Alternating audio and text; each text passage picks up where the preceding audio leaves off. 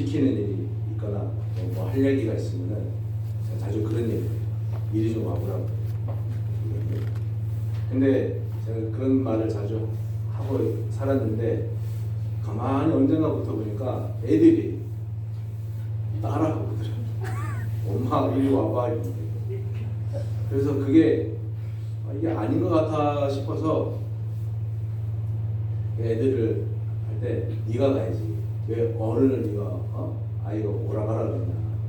부모를 왜 오라 가라 그러냐. 너희들이 가서 얘기해라. 이렇게 얘기하고 저는 이제 될 수 있으면 이리 좀 와봐 이런 얘기를 안 하려고 이렇게 하고 조심을 하고 있습니다. 아이들이 뱃속에서 엄마 뱃속에서 나오면은 누가 가르쳐 주는 사람이 없는데 엄마 젖을 물고 엄마 젖을 먹고 양분을 또 공부받고 먹고 자랍니다.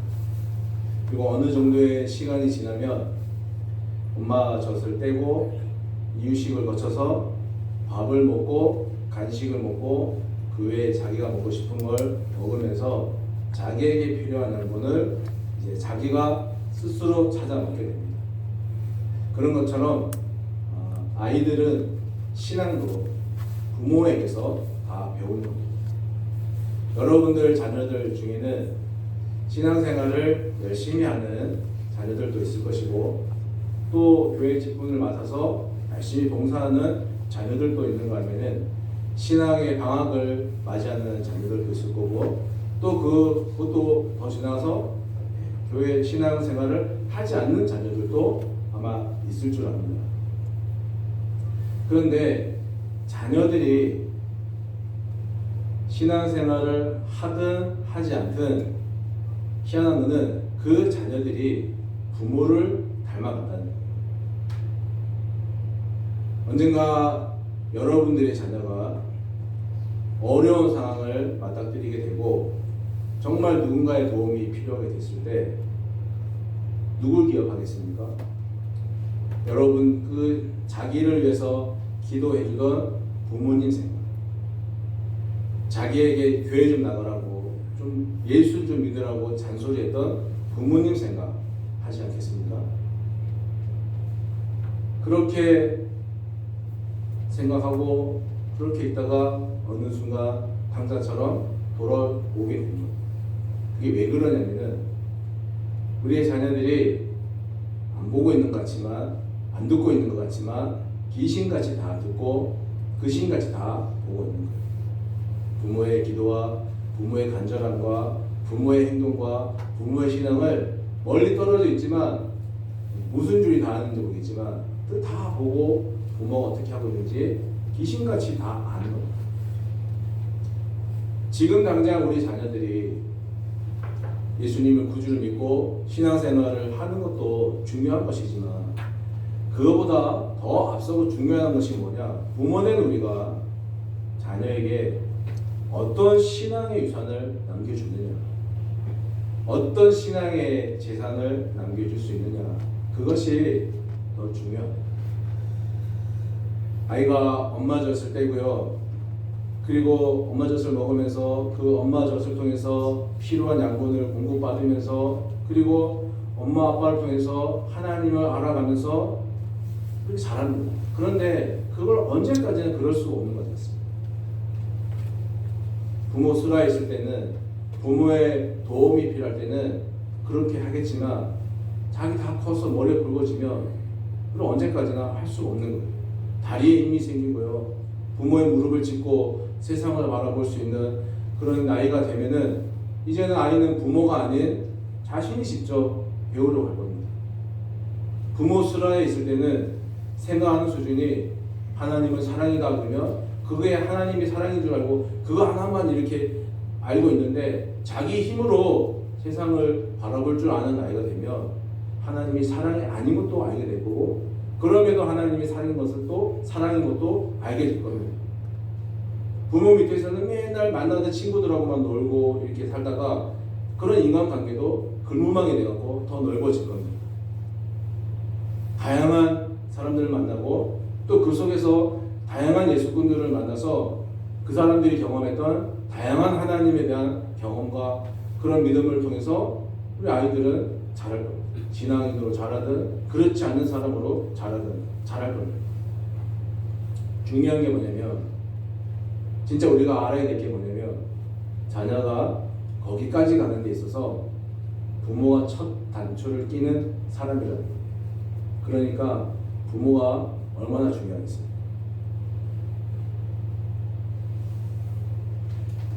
저는 개인적으로 어린이 주일날 이렇게 보면은 목사님들이 어린이들을 위한 설교를 하고 어버이 주일이 되면 또 어버이를 위한 설교를 하는데 저는 좀 다릅니다.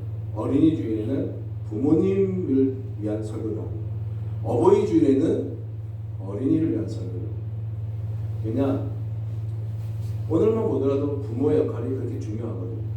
여러분들은 어떤 부모님이십니까? 딸에게 필요한 100가지 이유, 딸에게 아빠가 필요한 100가지 이유라는 책이 있는데 거기 기록된 내용인데 제가 읽어드리니까 한번 들어보십시오. 딸에게는 실수를 해도 벌 주지 않고 오히려 실수를 통해 배울 수 있게 도와주며 어디서든 정당한 대우를 받을 자격이 있다고 가르치는 아빠.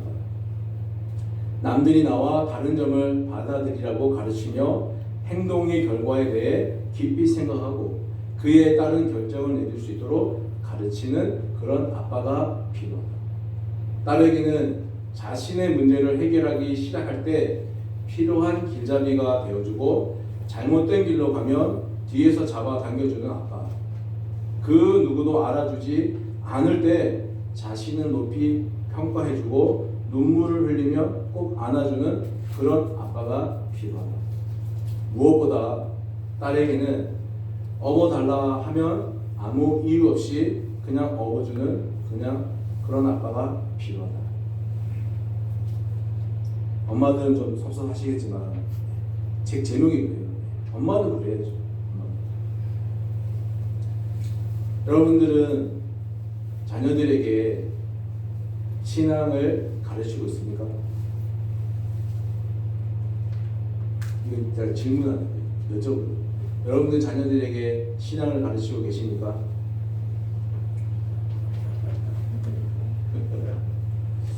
제가 예라고 대답하면 그 거짓말 진짜로 믿어도 되겠습니까? 이렇게 대답을 해요. 아이들을 교회 학교에 보내는 부모들을 보면은 대부분의 부모들이요 교회 학교 아이들에 가면 그 교회 학교에서 아이들의 신앙을 다 책임져 주겠지라고 생각하고 보냅니다. 그런데 실상은 그렇지가 않습니다. 17년 동안 제가 중고등부 사역을 하면서 수백 명의 친구들을 만났고 또 그 아이들의 행동을 보았고 또 같이 이야기 나누며 겪으면서 제가 깨달은 게 하나 있습니다. 이게 뭐냐면 부모의 행동을 아이들이 그대로 따라하다. 더 구체적으로 말하면 그 아이들의 부모의 신앙에 맞게 아이들이 교회에 와서 행동을 하는 거예요. 집에서 기도를 가르치면 교회에 와서 기도시키면요 아이들은 기도해요. 근데 집에서 기도를 안 가르치면 너 오늘 기도 순서야 그러면 그 다음날 그래 똑같습니다. 또 하나는 뭐냐면 교회에서 열심히 신앙적으로 신앙을 가르치고 믿음을 가르쳐도 가정으로 돌아가잖아요. 부모가 소홀히 하니까 신앙에 연결이 안 되는 거예요. 그러니까 매주마다 해도 매주마다 끊어집니다. 그냥 계속 끊어져. 그럼에도 부모들은 이 아이를 교회에 보내면 교회 학교에서 교사들이 알아서 다 책임져 주겠지 그런 아니란 마음으로 아이들을 보내는 거예요. 자녀들 신앙교육 1순위 책임자가 누굽니까? 오늘 다들 뭐 입에 사탕을 먹고 계시나? 자녀들 신앙교육 1순위는 부모예요. 우리가 잘 아는 말씀 있잖아요. 오늘 내가 너에게 명령하는 이 말씀을 너는 마음에 새기고 내 자녀에게 부지런히 가르치고 집에 앉았을 때든지 길을 갈 때든지 누워있을 때든지 일어날 때든지 이 말씀을 강론해라. 강론으로 가르쳐라. 신명기에 있는 말씀이잖아요.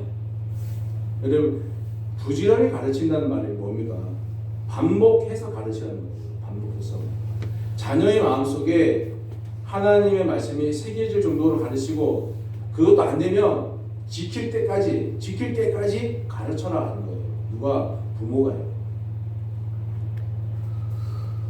제가 우리 교회에 와서 계속 얘기하고 제가 배웠던 게 그겁니다. 저는 그것만 할 겁니다. 했던 게 뭡니까? 전도 아니에요?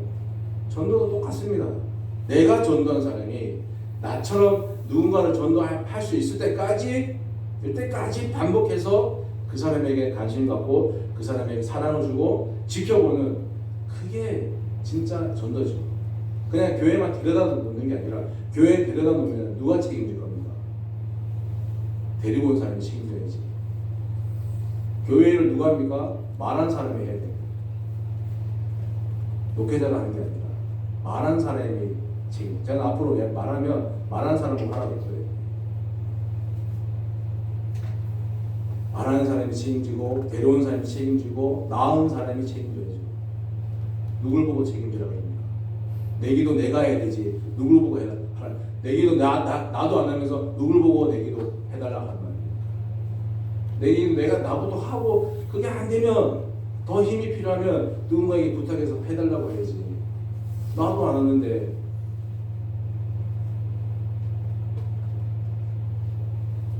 신명기 말씀 맨 끝에 뭐라 했습니까? 강론하라고 했습니다. 강론하라.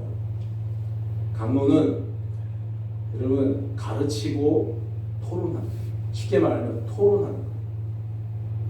우리나라는 주의식 교육 때문에 아이들한테 질문하라 그러면 못해요.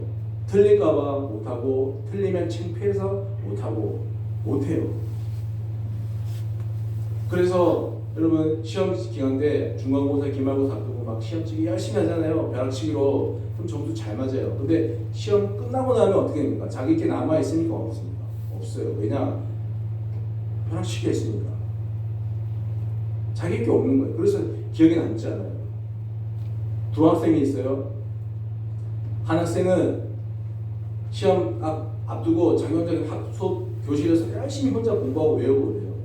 그래서 한 학생은 어떻게 하냐면은 자기가 열심히 공부한 걸 다른 친구들하고 가르치기도 하고 뭐 이건 이런 거야 한번 그러면서 막 가르치기도 하고 알려줘요. 가르쳐야 돼. 누가 시험 더 잘 볼까요? 왜 그럴까요? 그렇죠. 반복해서 해보면은 그게 자기 게 되는 거예요. 그래서 머리에 남기 때문에 자기 거예요. 그래서 시험을 잘 보는 거예요. 강론하라고 하는 건 이런 거예요. 우리가 자녀들에게 하나님의 말씀을 강론하라고 할 때 이런 거예요. 제가 우리 둘째하고 막내가 지금보다 한 4년 전에 더 어릴 때 그 막내가 한 6살 때 뭘 알겠어요. 그래서 이 방법을 한번 가지고 가정 예배를 잠깐 드려봤거든요. 그래서 들어봤는데 엄청 재밌어요. 엄청 재밌어요. 왜 재밌었냐면 자기가 자기 말 할 수 있잖아요. 그리고 틀렸는데 아빠가 뭐를 안 하거든요. 그래, 그런 것도 괜찮아. 여러분 자녀들 그렇게 신앙교육 시키고 계십니까?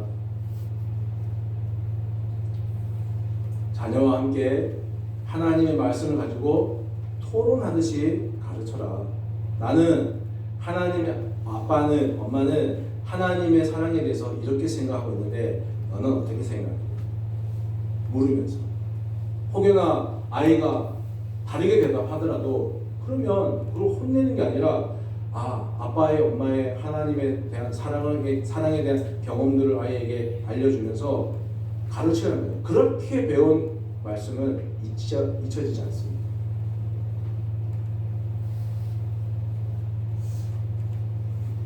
그걸 부모가 먼저 해야 됩니다. 그걸 가정에서부터 시작해야 됩니다. 자녀들에게 성경을 가르쳐야 되는, 말씀을 가르쳐야 되는 분명한 이유가 있습니다. 하나님이 세상을 창조하시고 우리 인간에게 세상을 다스릴 권세를 주셨고, 근데 인간이 죄를 지음으로 그 하나님과의 약속을 파기함으로 그 권세를 잃어버렸고 더불어 하나님과의 소통의 관계도 끊어졌습니다. 다행히 하나님께서 세상을 사랑하셔서 예수님을 우리에게 보내주셨고 그 끊어진 길을 다시 이어주셨고 우리에게 또 세상을 다스릴 권세를 주셨습니다. 그리고 우리에게 하신 말씀이 믿음으로 열심히 살고 있어라.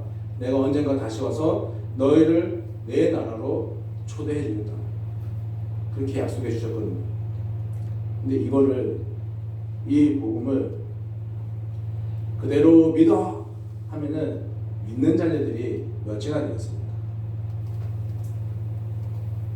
믿는 사람들이 몇이나 되겠습니까?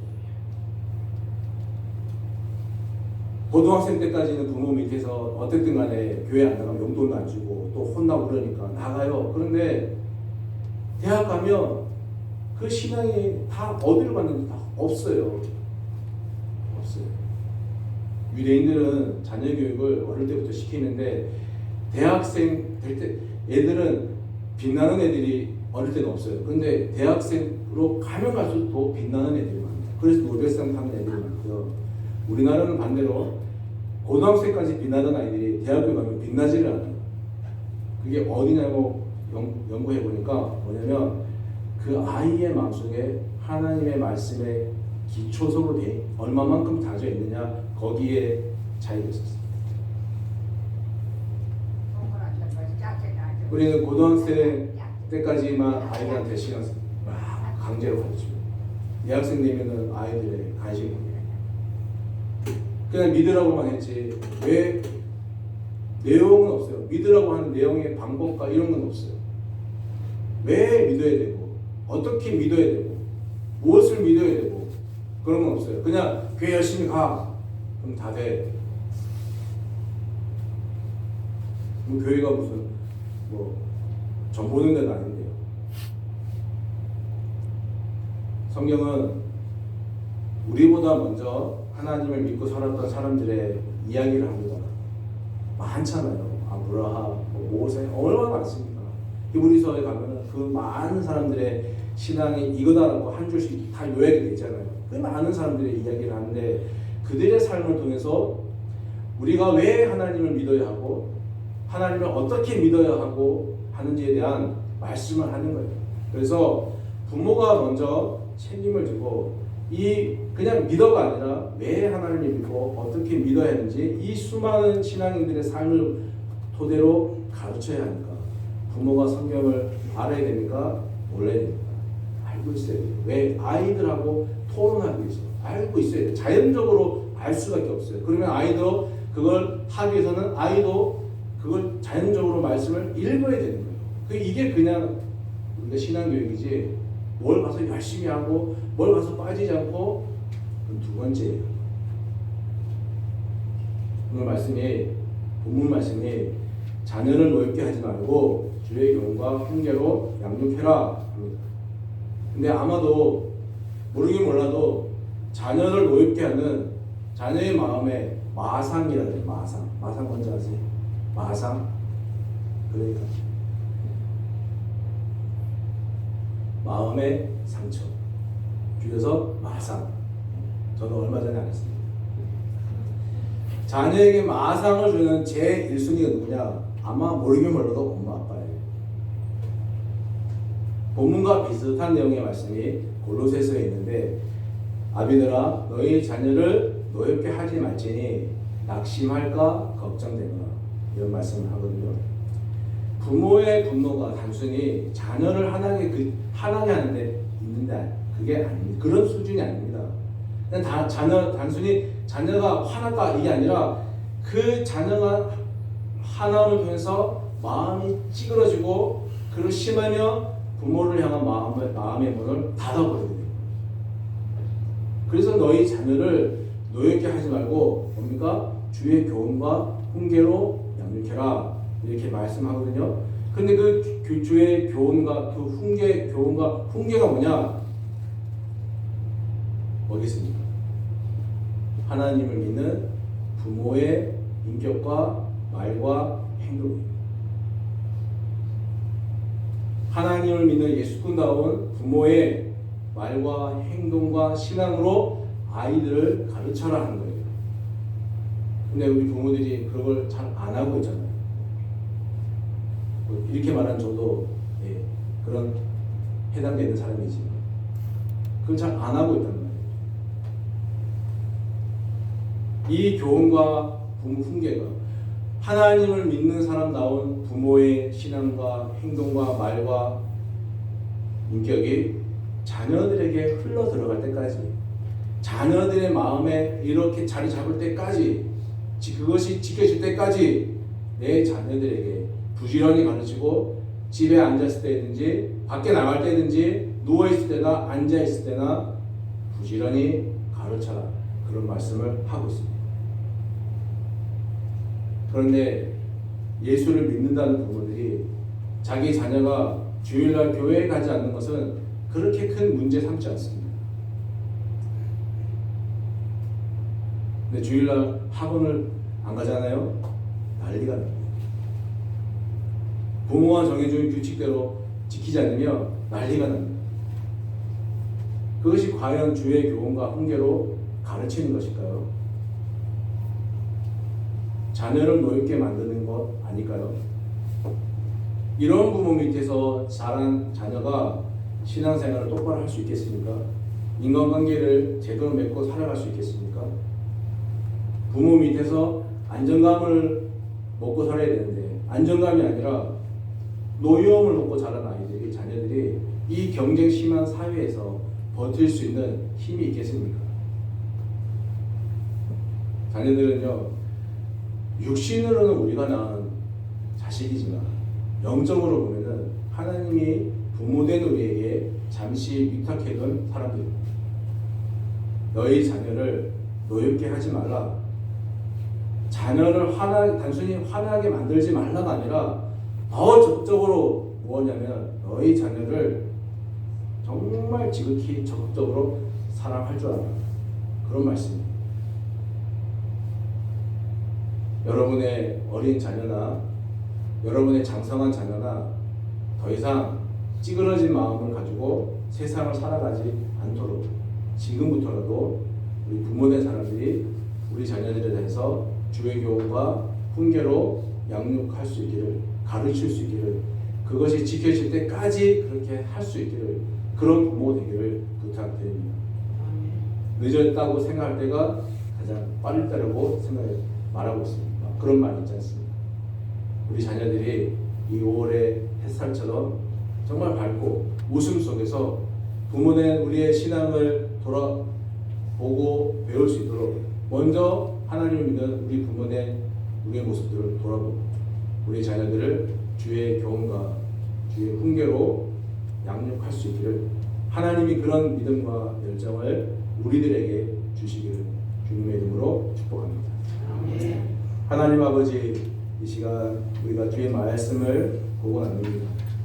먼저 믿은 부모들이 우리 자녀들을 사랑하는 마음같이 또 이 아이들을 신앙으로 잘 양육할 수 있도록 도와주시옵소서. 주의 교훈과 훈계로 양육하라고 말씀하셨습니다. 자녀를 노엽게 하지 말라고 말씀하셨습니다. 부모된 우리의 인격과 언행과 말과 모든 것들을 돌아보게 하여 주시고, 이제 우리가 더 이상 우리의 자녀들을 노엽게 하는 부모가 아니라 우리 자녀들을 사랑하는 만큼 주의 교훈과 훈계로 부지런히 그것이 지켜질 때까지 우리 자녀들의 마음속에 하나님의 말씀이 자리 잡을 때까지 부지런히 가르칠 수 있는 부모된 저희들 될 수 있도록 도와주시고 은총 베풀어 주옵소서. 예수님의 이름으로 기도드립니다.